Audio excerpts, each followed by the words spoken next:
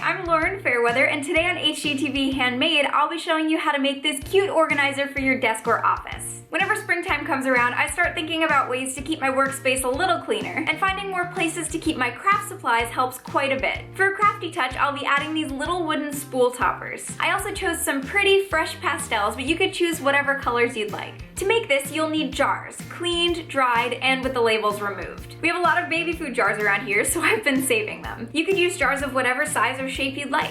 You'll also need some kind of base like this blank wooden plaque, multi-surface acrylic paint, mini spools or other objects to use as toppers, painter's tape, paint brushes, and the glue of your choice. Cover your workspace with paper to protect it, then paint your base however you'd like. I'll show you what I did, but feel free to use your imagination here. I started with a fresh light green front and center, going up to the top right corner. Then I pressed down some painter's tape on a line where I want the lavender to start. The paint colors will overlap a little, but adding additional coats as it dries will keep you from seeing that. Once that's dry, peel up the tape and get a new piece, which I'm sticking from corner to corner. Then I can add the blue section on the other side of the green. I painted the sides as well. After a few coats, remove the tape, and mine turned out looking like this. The next step is to paint the jars. I decided to go for a paint dip look so I could still see what's inside the jars, so I stretched some painter's tape around each one on a slanted and curved line before I started painting the bottom section.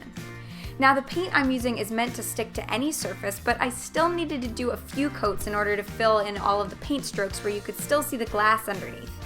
If you wanted a smoother application, you could use a primer and possibly also try spray paint. Then paint the jar lids. This was probably the toughest part because the graphics on the top showed through pretty clearly for the first few coats. I also didn't make one for every jar so I could stick pens and other taller supplies into one of them, but eventually these turned out just fine. The last thing to paint is some sort of topper to add a cute touch to each of the jar lids. I chose little wooden spools because I'll be using this in my studio to organize craft supplies, but you could use anything that's the right size and shape. Even small plastic toys would be cute. The most time-consuming part of this whole process is waiting for paint to dry and adding more coats of paint, but it turns out looking much nicer in the end if you're patient and make sure to do that. Remove all of your tape, clear away the paper, and now it's time to glue all of the pieces together. You can use whatever kind of glue you're comfortable with, but I just used some regular old craft glue that dries clear because that's what I had nearby. Arrange the jars on the base and glue them on one at a time.